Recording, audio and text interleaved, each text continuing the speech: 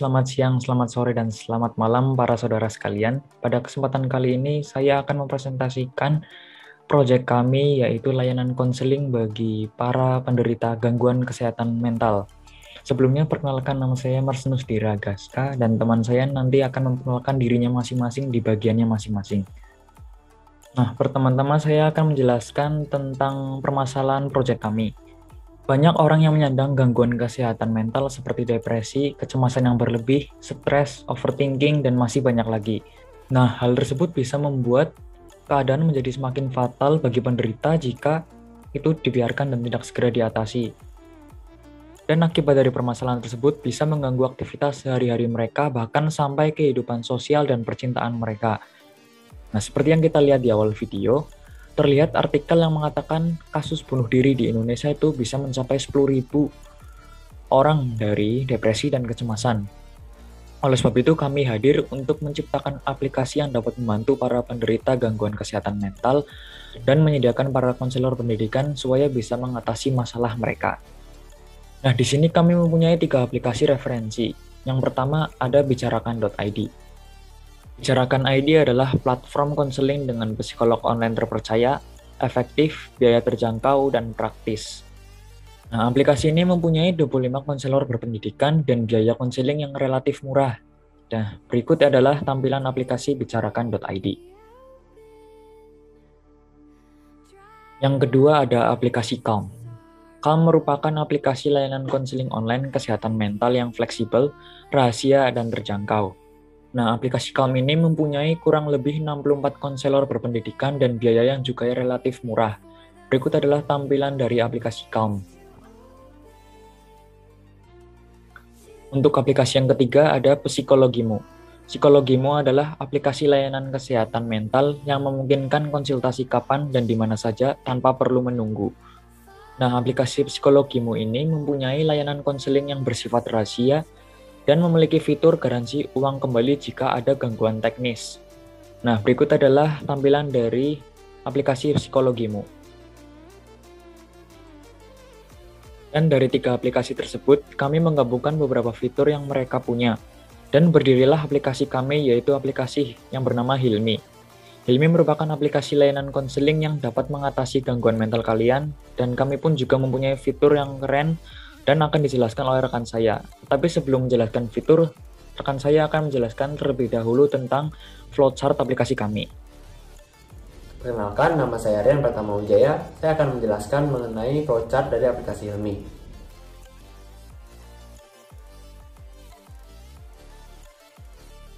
Pada saat masuk aplikasi Hilmi, pengguna akan diminta untuk memilih bahasa terlebih dahulu. Lalu, aplikasi akan memastikan apakah pengguna memiliki akun atau tidak. Jika tidak memiliki akun, pengguna akan diarahkan untuk mendaftar dan mengisi identitas terlebih dahulu. Untuk pengguna yang memiliki akun, tinggal login dengan memasukkan username dan password. Setelah berhasil mendaftar atau login, pengguna akan langsung diarahkan ke beranda. Di beranda sendiri, terdapat beberapa fitur yang dapat dipilih oleh pengguna. Untuk fitur yang pertama adalah e-wallet. Fitur ini merupakan e-money yang kami hadirkan untuk melakukan transaksi. Jika memilih fitur e-wallet, akan ada 3 subfitur. Yang pertama adalah top up. Fungsinya adalah untuk mengisi saldo dari e-wallet pengguna. Jika memilih top up, akan langsung diarahkan untuk pilih metode pembayaran melalui bank transfer atau e-money. Setelah itu, mengisi nominal dan melakukan transfer. Untuk yang kedua adalah history. Fungsinya adalah untuk melihat riwayat dari transaksi pengguna, entah dari bank transfer atau e-money. Untuk yang ketiga adalah transfer. Fungsinya adalah untuk melakukan transaksi ke bank atau ke e-wallet lain. Untuk fitur yang kedua adalah konseling. Fitur ini merupakan konsultasi online yang kami hadirkan. Jika memilih fitur ini, pengguna akan diarahkan untuk memilih konselor dan berkonsultasi. Di fitur ini juga dapat melihat story dari konselor. Untuk fitur yang ketiga adalah articles. Jika memilih fitur ini, pengguna akan diarahkan untuk melihat info atau berita mengenai kesehatan mental yang akan selalu update. Untuk fitur yang keempat adalah Storytime. Fungsi dari fitur ini adalah untuk menulis jurnal atau pengalaman harian dari pengguna. Jika memilih fitur ini, akan diarahkan untuk membuat dalam bentuk tulisan atau gambar. Fitur yang kelima adalah Word Chat. Fungsinya adalah untuk berkomunikasi dengan pengguna lain. Jika memilih fitur ini, akan diarahkan untuk menulis pesan atau emot yang nantinya akan dikirim ke pengguna lain. Untuk fitur yang keenam adalah emergency. Fungsinya adalah untuk menghubungi rumah sakit jika terjadi keadaan darurat. Jika memilih fitur ini, akan diarahkan untuk memilih rumah sakit terdekat dan akan langsung tersambung dengan telepon dari rumah sakit tersebut. Untuk fitur yang ketujuh ada donation. Jika memilih fitur ini, akan diarahkan ke tujuan untuk tidak merahasiakan identitas atau merahasiakan identitas. Setelah itu akan diarahkan untuk mengisi nominal dan melakukan pembayaran. Untuk fitur yang kedelapan ada pre-check. Jika memilih fitur ini, akan diarahkan untuk mengisi form pengecekan kesehatan mental. Jika sudah, akan langsung muncul hasil penyelesaiannya. Untuk fitur yang ke-9 ada settings. Jika memilih fitur ini, akan terdapat user profile dan logout. Nah, setelah memilih salah satu dari fitur tersebut, aplikasi akan memastikan apakah pengguna telah selesai menggunakan aplikasi atau tidak. Jika tidak, akan diarahkan kembali ke beranda. Jika iya, aplikasi akan selesai dan keluar. Baik, selanjutnya saya, Yori Melis Angel, dengan NPM 210711040 akan menjelaskan mengenai mockup dari aplikasi Hilmi.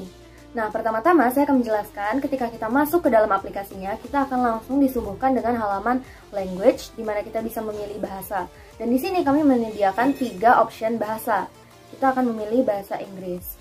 Nah, sebelum kita masuk ke dalam homepage atau berandanya, kita akan masuk ke dalam halaman loading terlebih dahulu.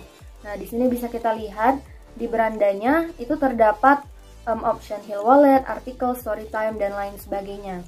Pertama, saya akan membuka fitur Hill Wallet ini, di mana di sini kita bisa memilih apakah kita ingin mentransfer saldo kita atau kita melakukan top up, dan juga ada history dari pembayaran atau transaksi kita di dalam aplikasi.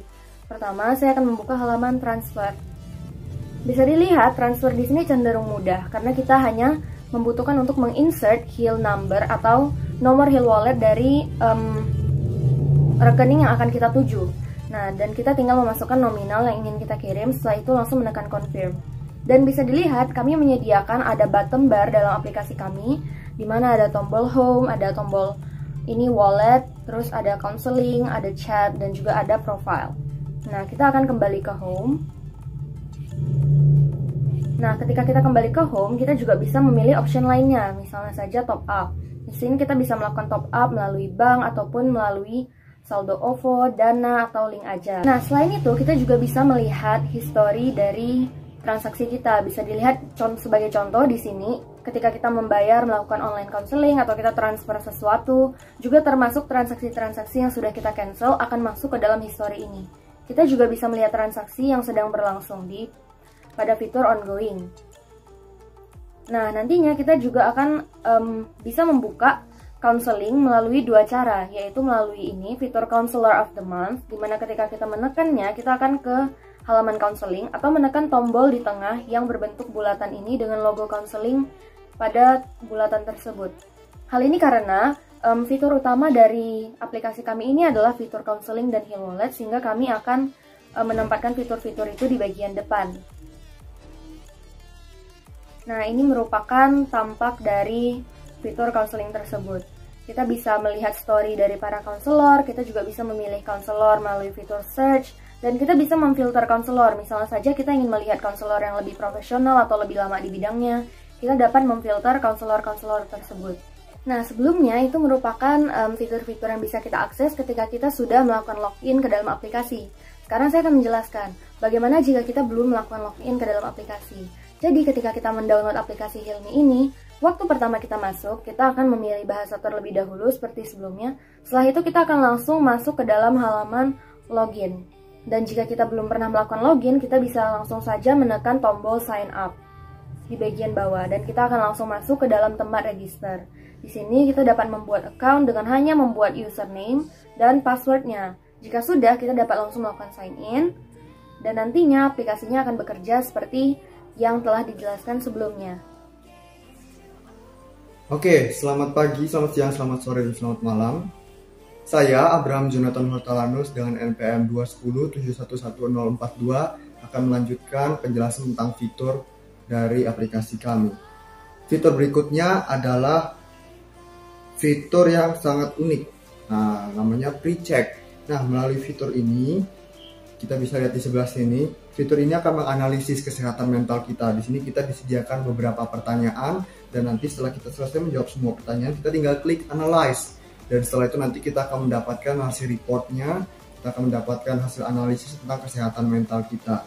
Kemudian fitur berikutnya adalah articles. Kita bisa kembali ke menu homepage. Nah, di menu homepage ini kita bisa lihat ada recent articles. Kita klik saja langsung view all di sini, atau kita bisa scroll sedikit ke samping ini kalau mau lihat yang recent, atau bisa klik view all untuk melihat keseluruhan. Nah, di sini ada artikel-artikel yang diterbitkan gitu lah oleh media-media terkenal, oleh media-media ternama gitu kan, dan juga pastinya terjamin. Di sini kita bisa lihat tentang berita-berita, tentang artikel-artikel yang ada. Kemudian fitur berikutnya adalah tentang story. Nah, story ini letaknya ada di bawah artikel tadi. Nah, kita bisa lihat di sini ada story time, sama seperti tadi kita juga bisa lihat ke samping kalau kita mau lihat secara langsung, atau kalau mau lihat secara lebih lengkap kita bisa klik saja langsung view all.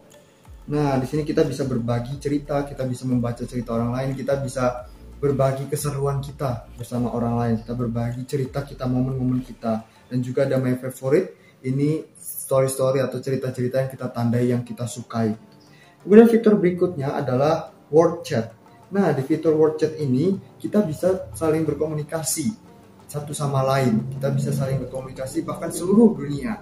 Nah, di fitur ini kita bisa berbagi cerita, kita bisa berbagi kesenangan kita bisa berbagi masalah kita. Kemudian fitur berikutnya yang juga unik gitu kan, adalah tentang donation. Nah, dengan melalui fitur ini kita bisa saling berbagi satu sama lain. Kita bisa kembali dulu ke menu homepage. Nah, kemudian setelah itu kita scroll ke bawah. Nah, di paling bawah ini ada donation. Di menu donation ini kita bisa berbagi sama orang lain. Nah, kita bisa lihat di sini ini ada daftar orang-orang yang mengajukan mohon bantuan gitu kan terhadap kebutuhan konseling gitu. Dan misalnya kita pilih Kelly Claire. Nah, setelah kita klik ini, nah, maka kita akan melihat rinciannya. Oh, Kelly Claire perlu dana 150.000. Kita bisa berbagi sama dia untuk membantu dia agar bisa mendapatkan konseling. Nah, fitur berikutnya yang juga tidak kalah penting itu adalah settings. Kita bisa lihat di sini ada user settings. Nah, di user settings ini kita bisa melihat tentang pengaturan, tentang nama kita, tentang region kita di mana. Dan region ini atau tempat lokasi ini harap diisi, karena hal ini nanti berhubungan dengan emergency call. Setelah ini akan saya jelaskan. Ketika region ini tidak diisi, nanti dampaknya ke emergency call. Oke, sekarang kita ke emergency call. Nah, kita kembali dulu ke homepage. Kita bisa lihat di atas. Ya, mohon bersabar. Nah, di atas ini kita bisa lihat ada logo telepon. Nah, logo telepon ini ketika kita klik, kita akan masuk ke emergency call. Nah, di emergency call ini kita akan terhubung ke rumah sakit terdekat. Jadi ini untuk situasi darurat, ketika kita tidak tahu mau menghubungi siapa, kita bisa menghubungi rumah sakit terdekat. Atau minimal kita memiliki kontak rumah sakit terdekat. Untuk itu, di user setting kami harapkan agar bisa mengisi lokasi Bapak atau Ibu sekalian, agar fitur ini dapat berfungsi. Sebab jika tidak diisi, fitur ini tidak dapat berfungsi, tidak akan mendeteksi rumah sakit mana yang terdekat. Demikianlah penjelasan fitur kami pada hari ini. Kami mohon maaf apabila ada kekurangan. Saya selaku perwakilan kelompok mengucapkan terima kasih atas perhatian Bapak dan Ibu sekalian. Kami mengucapkan terima kasih.